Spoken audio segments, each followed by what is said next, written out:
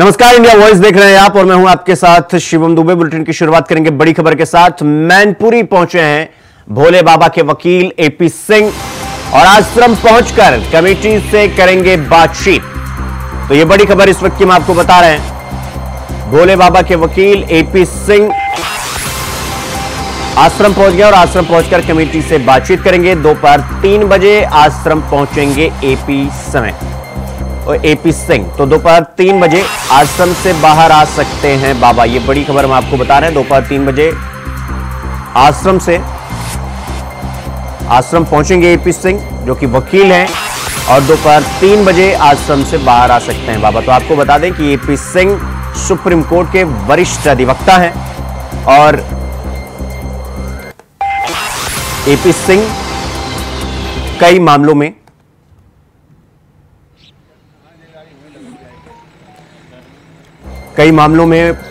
कई बड़े मामलों के वकील रह चुके हैं। जी नहीं, हमारे आराध्य ब्रह्मांड के कुल मालिक हैं, संपूर्ण सत्ता के मालिक हैं। ये भगवान नहीं है, ये परमात्मा है। साथ भगवान तो 2 हाथ पैर वाला होता है, ये परमात्मा है। चमत्कार नहीं करते, सबका भला करते हैं। गरीबों को सुनने वालों, जो दुखिया आता है, जो रोता हुआ आता है, उनके द्वारे सस्ता हुआ जाता है। हम तो संसार के सताए हुए थे। आज हमारे हरि परमात्मा की बदौलत आज हमारे हरि परमात्मा ने हमें उठाया है। हम तो बहुत दुखी थे बचपन से ही, हमारे हरि परमात्मा ने हमें सहारा दिया है। हम तो किस तरीके की मदद की है आपकी? हमारी सब तरह से मदद की है। हम इतने दुखी थे, हमारे संसार में कोई नहीं था जी। हम तो सारे संसार से ठुकराए हुए थे। हम पे मुसीबतों का ऐसा पाल टूट रहा था कि कोई हमें बताता कि सरकारी हॉस्पिटल जाओ, सरकारी हॉस्पिटल जाते थे। कोई बताता कि फलानी मंदिर में जाओ, फलानी मस्जिद में जाओ, वहाँ जाते थे। और जो भी बताता था हम वहीं जाते थे। हमें कहीं भी सहारा नहीं मिला। सब साकार में विष्णु भगवान की भी हमने बहुत पूजा पाठ की, देवी देवतन की बहुत पूजा पाठ की। फिर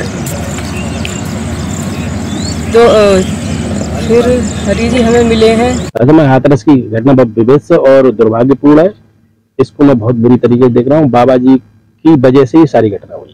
बाबा जी इतनी बड़ी संख्या में लोगों को, भोले वाले लोगों को इकट्ठा करके, गुमराह करके, अपना धन अर्जित करके दाएं बाएं होकर निकल लेते हैं। फॉलोअर मारे जाते हैं।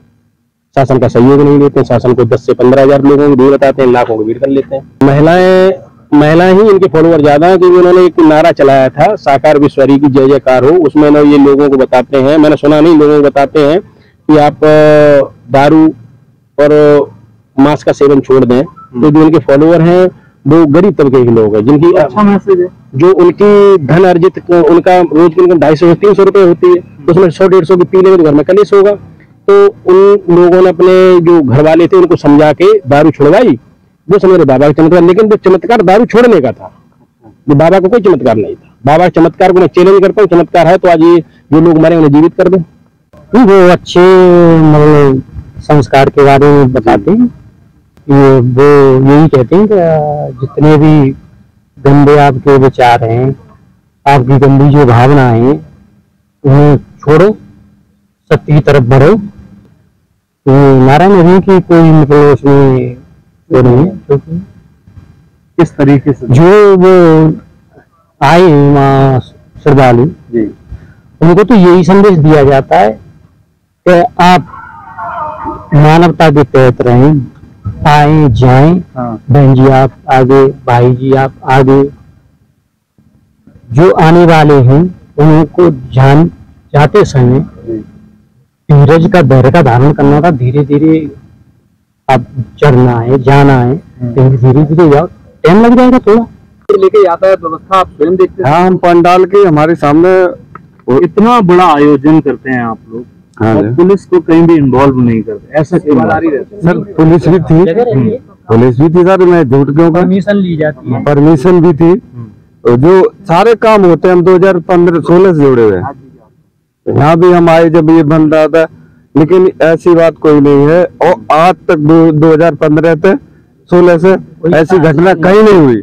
जयपुर हुई है, देखो जयपुर होता था, राजस्थान में होता था, ऐसी आज तक कभी नहीं हुई। तो ये बड़ी खबर हम आपको बता रहे हैं। दोपहर 3 बजे आश्रम पहुंचेंगे एपी सिंह। तो ये बड़ी खबर हम आपको बता रहे हैं। आश्रम पहुंचकर कमेटी से बातचीत करेंगे। सूत्रों के हवाले से यह खबर आ रही है कि आश्रम पहुंचकर कमेटी से बातचीत करेंगे। दोपहर 3 बजे आश्रम से बाबा बाहर आ सकते हैं। तो एपी सिंह सुप्रीम कोर्ट के वरिष्ठ अधिवक्ता और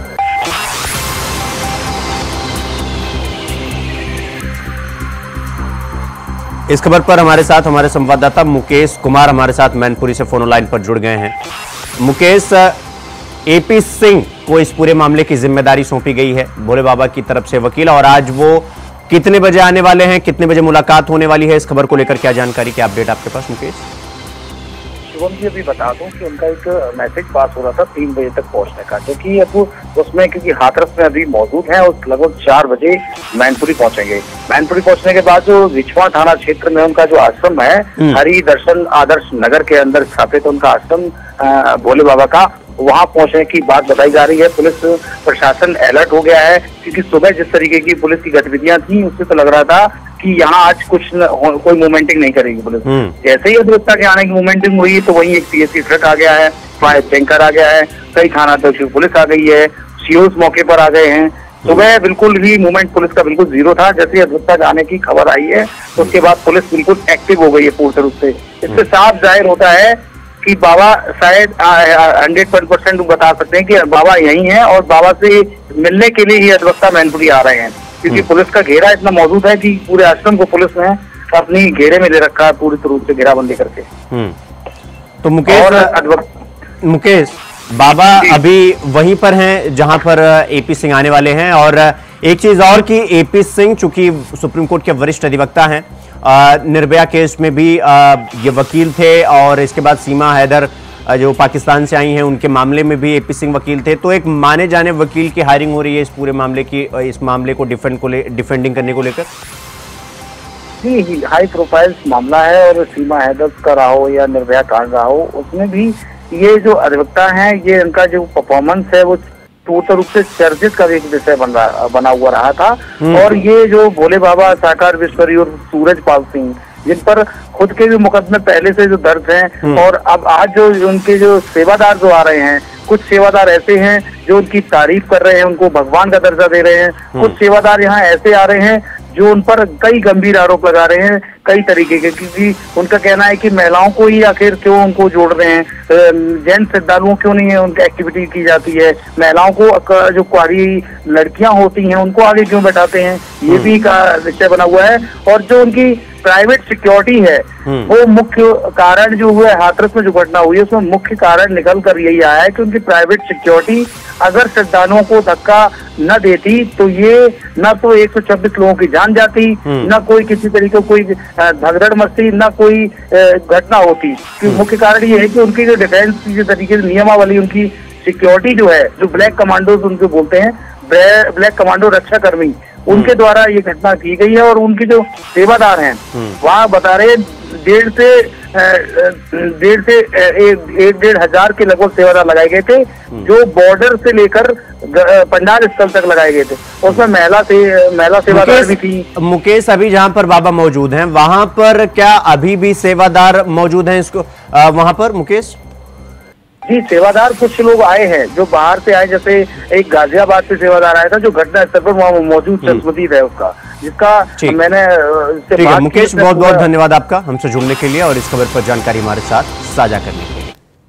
तो खबरों में आगे बढ़ेंगे एक और बड़ी खबर के साथ। जयपुर से ये बड़ी खबर हम आपको बता रहे हैं। नीट को लेकर यूथ कांग्रेस का प्रदर्शन, गांधीनगर रेलवे स्टेशन पर जोरदार प्रदर्शन किया गया और मौके पर भारी पुलिस बल तैनात रही।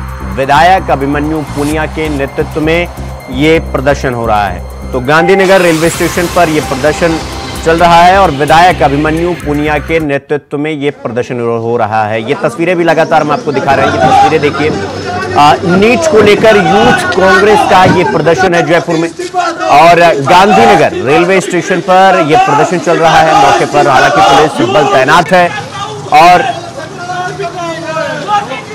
विधायक अभिमन्यु पुनिया के नेतृत्व में ये प्रदर्शन चल रहा है नीट को लेकर।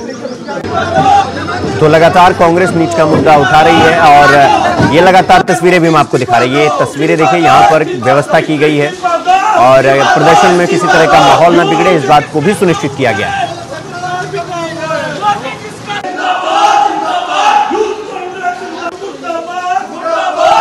इस खबर पर हमारे साथ हमारे सहयोगी कुलदीप सैनी हमारे साथ जयपुर से फोन लाइन पर जुड़ गए हैं। कुलदीप, जिस तरह से यूथ कांग्रेस लगातार प्रदर्शन कर रही है नीट को लेकर, अभी वहां का क्या माहौल है कुलदीप? देखिए, national eligibility cum entrance test ये था और ये माना जा रहा था कि इस टेस्ट में जिस तरह की गड़बड़ियां सामने आई है राजस्थान के लिहाज से, और कांग्रेस और यूथ कांग्रेस की ओर से ये इंतजार किया जा रहा था कि जैसे ही बजट सत्र शुरू होगा और बजट सत्र में लोगों तक ये एक बार ये विरोध दिखाया जाएगा कि आखिरकार जो धांधली हुई है उसका पर्दाफाश करे और जांच एजेंसियां उस पर एक तरफा होकर काम करे, क्योंकि ये छात्रों से जुड़ा हुआ मुद्दा था, शिक्षा से जुड़ा हुआ मुद्दा था। और जहां हमने देखा कि कल पहला जो दूसरा विधानसभा सत्र शुरू हुआ और एक महज आधे घंटे बाद ही वो स्थगित कर दिया गया, वहां पर भी मुद्दा रहा नीट परीक्षा को लेकर। और जैसे यहाँ सदन शुरू हुआ उससे पहले कांग्रेस के यूथ संघ ने एक तैयारी कर रही थी, जहां पर गांधीनगर रेलवे स्टेशन पर ट्रेनों को रोकने की तैयारी में थे, लेकिन पुलिस जाब्ता वहां पर मौजूद था, जीआरपी पुलिस वहां मौजूद थी। और ये पूरा जो कांग्रेस का प्रदर्शन था वो सांगरिया विधायक और यूथ कांग्रेस के प्रदेश अध्यक्ष अभिमन्यु पूनिया की ओर से था और साथ ही कांग्रेस के यूथ विंग के काफी कार्यकर्ता उसमें शामिल हुए। हालांकि ये माना गया था कि उनकी गिरफ्तारियों के बाद जल्द ही जो सरकार है वो एक्शन लेगी, और जैसे ही माना गया कि इस तरीके का प्रदर्शन किया जा रहा था तो राजकाज में बाधा उत्पन्न करने के मुकदमे दर्ज करके उनको फिलहाल के लिए उनको थाने ले जाया गया है। लेकिन यूथ कांग्रेस लगातार इसका विरोध प्रदर्शन कर रही है कि आखिरकार जो धांधली हुई है वो उसका मुद्दा विधानसभा में उठाया जाए, और विधानसभा में उठाने के साथ साथ जहां देश की संसद चल रही है वहां पर भी। देखिए कुलदीप, नीट के पूरे मामले में जांच हो रही है, सीबीआई इसमें बाकायदा जांच भी कर रही है, लेकिन फिर भी कांग्रेस के विधायक की तरफ से अभिमन्यु पुनिया के नेतृत्व में यह प्रदर्शन चल रहा है। तो क्या ये प्रदर्शन सिर्फ एक तरीके से नीट को लेकर है या पूरी तरीके से सरकार को घेरने की कोशिश है, क्योंकि विधानसभा सत्र भी चल रहा है? लेकिन जो कोशिश है कांग्रेस की वो साफ तौर पर नजर आ रही है, ये भारतीय जनता पार्टी को इस बार घेरने की कोशिश है। लिहाजा नीट शिक्षा ही नहीं, यहाँ पेपर लीक के मामले हो या फिर पेपर लीक से हटकर जो मामले रहे हैं उस पर भी कांग्रेस खुलकर विरोधाभास कर रही है। हालांकि इसको लेकर भी हमने देखा कि इससे पहले जितने प्रदर्शन हुए जयपुर के अंदर, जयपुर में तमाम प्रदर्शनों के बीच में जो जिस तरीके का हमने माहौल देखा वो काफी कांग्रेस की ओर से रहा। और ये भी माना गया कि अभी विधानसभा का बजट सत्र 10 तारीख को होना है और 10 तारीख को बजट पेश होना है, उससे पहले जिस तरीके का विरोध राजस्थान में हो रहा है तो कहीं ना कहीं ये मुद्दा जो है नीट परीक्षा और पेपर लीक का वो एक बार सदन में उठता हुआ दिखाई देगा। ठीक है कुलदीप, आप हमारे साथ बने रहिएगा, हम फिर आपका रुख करेंगे। तो वहीं विधानसभा की गुरुवार सुबह 11 बजे कार्रवाई शुरू होते ही विपक्ष के कुछ विधायकों ने शिक्षा मंत्री मदन दिलावर के डीएनए वाले बयान का मुद्दा उठाना चाहा, लेकिन स्पीकर वासुदेव देवनानी से अनुमति नहीं ली और न ही उन्होंने अनुमति दी। इससे सदन में कुछ देर के लिए हंगामा हुआ, लेकिन स्पीकर ने विधायकों को यह मुद्दा उठाने की अनुमति नहीं दी। इसके बाद प्रश्नकाल की कार्रवाई के लिए सवाल पुकार लिया। इसके बाद शिक्षा मंत्री मदन दिलावर के सवाल का जवाब देने के लिए खड़े होते ही विपक्ष ने हंगामा और नारेबाजी शुरू कर दी। मदन दिलावर प्रश्नकाल में शिक्षा से जुड़े सवाल का जवाब देने के लिए जैसे ही खड़े हुए, विपक्ष ने डीएनए वाले बयान का विरोध करते हुए दिलावर से इस्तीफे की मांग करते हुए नारेबाजी शुरू कर दी। नारेबाजी और हंगामे के चलते दिलावर का जवाब सुनाई ही नहीं दिया।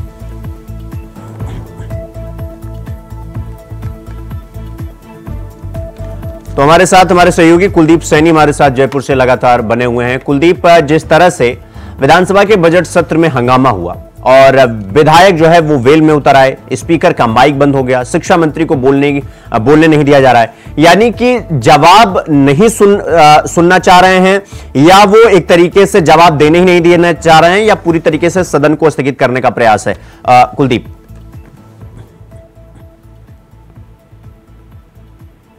कुलदीप, आप सुन पा रहे हैं मुझे? ठीक है, तो कुलदीप से हम दोबारा जुड़ने का प्रयास करेंगे। तो आपको बता दें कि राजस्थान विधानसभा के बजट सत्र में हंगामा हुआ और विधायक वेल में उतर आए, स्पीकर का माइक बंद हुआ और शिक्षा मंत्री को विपक्ष ने बोलने से रोका। यानी कि सवाल तो हुए, जब जवाब देने का समय आया तो हंगामा।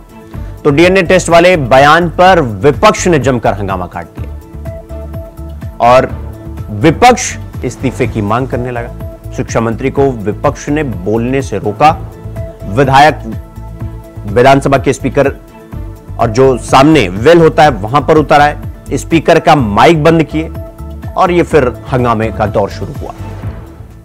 तो यह बड़ी खबर हम आपको जयपुर से बता रहे हैं।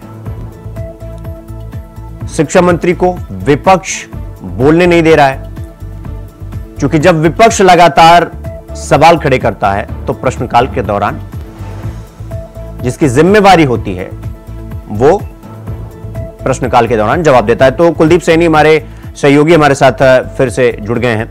कुलदीप, मेरा सवाल यह था कि जिस तरह से बजट सत्र में हंगामा चल रहा है, विधायक कांग्रेस के वेल में उतर आ रहे हैं, स्पीकर का माइक बंद कर देना, शिक्षा मंत्री को जवाब न देने देना, यह क्या दर्शाता है? और क्या यह एक प्रकार का यह कोशिश भी है कि किसी तरीके से पूरे सत्र को स्थगित किया जाए? देखिए, राजस्थान विधानसभा का ये 16वीं विधानसभा दूसरा बजट सत्र है और जहां हम देख रहे हैं कि सदन की कार्रवाई शुरू होती है आज सुबह जैसे 11 बजे शुरू हुई 11 बजे, तो जहां कई प्रतिवेदनों पर सवाल खड़े किए गए और ये माना गया था कि जो आज जो प्रश्नकाल के दौरान कई सवाल होंगे उन पर विधायक जवाब देंगे, मंत्री जवाब देंगे। लेकिन हमने देखा कि नीट परीक्षा का जो मामला उठा और मदन दिलावर मंत्री उस पर जवाब कर रहे थे, उसी दौरान जो नेता प्रतिपक्ष चरम जुली है और साथ ही कांग्रेस के तमाम विधायकों ने वेल में आकर प्रदर्शन शुरू किया और वहां पर स्पीकर ने कई बार मना किया, रोका भी, लेकिन बार बार शिक्षा मंत्री के जब जवाब दिए जा रहे थे उस बीच में उनको बार बार रोका गया, इंटरप्ट किया गया। तो उस बीच में एक बार बीच में सदन को रोका गया था और ये माना जा रहा था कि सदन की कार्रवाई एक बार आधे घंटे के लिए स्थगित की गई थी प्रश्नकाल के दौरान ही।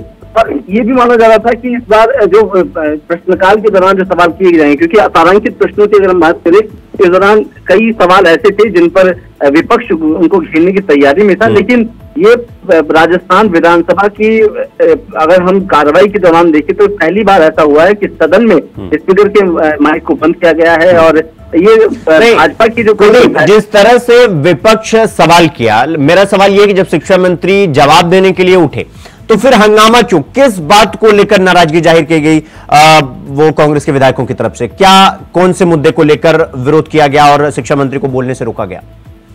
देखिए, पेपर लीक को लेकर जब प्रकरणों की बात की जाए तो पूर्ववर्ती गहलोत सरकार के अंदर महज कुछ परीक्षाओं को छोड़ दिया जाए तो तमाम परीक्षाओं में पेपर लीक एक आम बात हो चली थी। और जब पेपर लीक को लेकर वो अपने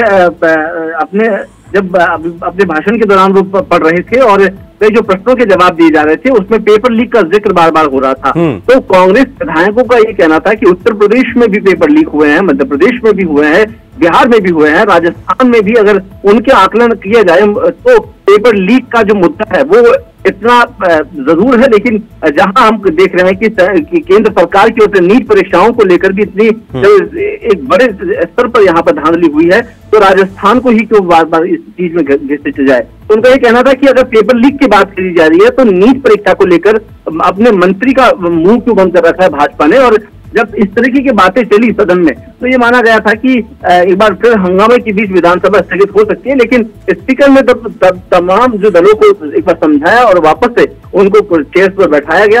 और ये भी माना गया था कि जब ये प्रदर्शन किया जा रहा था और मंत्री खुद इस पर जवाब दे रहे थे तो मंत्री बार बार अपने आसन पर बैठ रहे थे, लेकिन ये माना गया कि जिस तरीके का विरोध हुआ है और नीट परीक्षाओं को लेकर भारतीय जनता पार्टी इस बार कहीं ना कहीं जो सदन में बैठी हुई विपक्ष है वो कहीं ना कहीं इस बार कहीं ना कहीं विपक्ष से दबता हुआ नजर आ रहा है। इस बार कहा जा सकता है कि राजस्थान में विपक्ष से खुलकर एक तरफा होकर।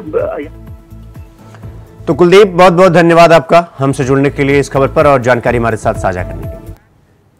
तो खबरों में आगे बढ़ेंगे एक और बड़ी खबर के साथ। जयपुर से बड़ी खबर हम आपको बता रहे हैं, जेडीए की सृजित भूमि पर अवैध कब्जा और पिछली बीजेपी सरकार में सृजित हुई थी ये भूमि। मैरिज कार्ड स्कीम के तहत ये भूमि ये जो जमीन है ये सृजित की गई थी। जमीन पर भूमाफियाओं ने चार दीवारी खड़ी कर दी। जेडीए की प्रवर्तन दस्ते ने कार्रवाई शुरू की और अवैध कब्जे को हटाने में जेडीए की टीम पूरी तरीके से जुट गई है। तो मैरिज गार्ड स्कीम के तहत भूमि को सृजित किया गया था। जमीन पर भूमि माफियाओं ने चार दीवारी खड़ी कर दी है, यानी कि भूमि पर, जेडीए की भूमि पर जिस तरह से अवैध तरीके से वहां पर चार दीवारी खड़ा करना, मकान बनाना और इस तरीके की अवैध कब्जे करना, अब इसको अवैध कब्जे को हटाने के लिए जेडीए की टीम पूरी तरीके से तत्पर है, पूरी तत्परता से कार्रवाई की जा रही है। तो ये बड़ी खबर हम आपको बता रहे हैं जयपुर से, जेडीए की सृजित भूमि पर अवैध कब्जा और इसके बाद उस पर चार दीवारी खड़ी करना। तो आपको बता दें कि बीजेपी पिछले जो बीजेपी की सरकार में इस भूमि को सृजित की।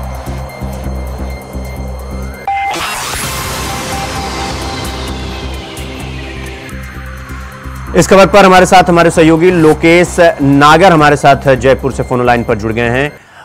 लोकेश, जिस तरह से जेडीए की जमीन पर अवैध कब्जा करना और अब उस पर जेडीए क्या कुछ कार्रवाई करने जा रहा है, लोकेश? ये आपको बताएं, भजनलाल सरकार की शुरुआत से जेडीए एक्शन में है और लगातार अवैध कब्जे और भूमाफियाओं पर राजस्थान में कार्रवाई की जा रही है। लगातार पीला पंजा जो जेसीबी है उसके द्वारा ये अतिक्रमणों को तोड़ा जा रहा है। आप बता दें, ये मामला इकोनॉमिकल जोन में गोविंदपुरा रोड का ये मामला है, जहाँ जेडीए द्वारा एक सृजित की गई कॉलोनी पर कार्रवाई की गई है। इसमें बताया जा रहा है कि ये कृषि भूमि थी जिसे बाद में सोसाइटी पट्टों के द्वारा भूखंड बांट लिया गया और चार दीवारी कर दी गई, जिसकी सूचना पर प्रवर्तन दस्ता मौके पर पहुंचा और मुख्य प्रवर्तन नियंत्रक महेंद्र शर्मा के निर्देशन पर यह कार्रवाई सुबह से चल रही है। यहाँ सभी जो स्थायी निर्माण किए गए थे उन्हें ध्वस्त किया जा रहा है। इससे पहले भी जेडीए द्वारा न्यू सांगानेर रोड पर एक बड़ी कार्रवाई की गई थी, जहां कम से कम 300 से ज्यादा मकानों को तोड़ा गया था। ऐसे में इस कार्रवाई के बाद लगातार इस तरह की कार्रवाई की जा रही है। आपको बता दें कि राजधानी जयपुर के आसपास जो विस्तार वाले इलाके हैं वहाँ कृषि भूमियों पर लगातार कॉलोनियां काटी जा रही हैं और लगातार इसकी सूचना सरकार को भी दी जा रही है, क्योंकि बड़े स्तर पर ये राजस्व की क्षति सरकार को होती है। ऐसे में सरकार लगातार इस पर नियंत्रण और कार्रवाई की जो प्रक्रिया है वो कर रही है, कार्रवाइयां की जा रही है। निश्चित रूप से आने वाले समय में जो ऐसे भूमाफिया हैं इन पर लगाम कसी जाएगी, क्योंकि देखा यह जाता है कि जहाँ सरकारी भूमि होती है, जेडीए की जो भूमि है उन पर भूमाफियाओं द्वारा कब्जा किया जाता है और शिकायत के बाद कार्रवाई की जाती है। लेकिन इसके साथ साथ जेडीए को अब एक ऐसी विंग भी खड़ी करनी पड़ेगी जो जेडीए की खाली पड़ी सरकारी जमीनों की निगरानी रखे और ऐसे भूमाफियाओं पर कार्रवाई। जी, सवाल यही है कि जब भूमाफिया जेडीए की जो सृजित भूमि है उस पर अवैध कब्जा करते हैं तो उस पर उस वक्त त्वरित कार्रवाई क्यों नहीं होती है? दूसरा, अभी तक जेडीए की तरफ से क्या कुछ कार्रवाई की गई? जेडीए द्वारा इस सोसाइटी पर जो कार्रवाई की गई है वो नोटिस जारी किए गए थे भूमाफिया जो है यहाँ उससे, और अब सुबह से ही जो निर्माण है उसे तोड़ा जा रहा है। लगातार जो जेडीए का दस्ता है वो इस कार्रवाई को अंजाम दे रहा है। लगातार जो पक्के निर्माण और चार दीवारी कर ली गई थी उसे ध्वस्त किया जा रहा है। साथ ही इस सोसाइटी में जो भूखंडों के चारों तरफ रोड और रास्तों का निर्माण किया गया था उसे भी तोड़ा जा रहा है। लोकेश जी, आपका बहुत बहुत धन्यवाद हमसे जुड़ने के लिए और इस खबर पर जानकारी हमारे साथ साझा करने के लिए। तो बुलेटिन में फिलहाल भी के लिए बस इतना ही। देश और दुनिया की तमाम खबरों को देखने के लिए देखते रहिए न्यूज़। नमस्कार।